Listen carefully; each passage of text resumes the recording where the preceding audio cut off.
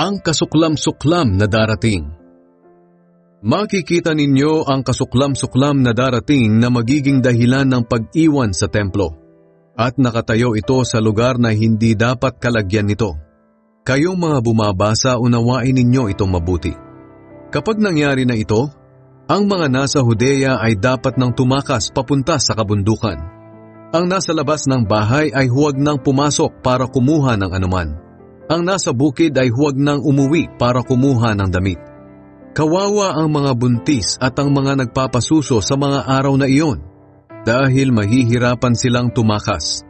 Idalangin ninyong huwag itong mangyari sa panahon ng taglamig, sapagkat sa panahong iyon, makakaranas ang mga tao ng mga paghihirap na hindi pa nararanasan mula nang likhain ng Diyos ang mundo hanggang ngayon, at wala nang mangyayari pang ganoon kahit kailan. Kung hindi pa iikliin ng Panginoon ang panahong iyon, walang matitirang buhay. Ngunit alang-alang sa kaniyang mga pinili, paiikliin niya ang panahong iyon.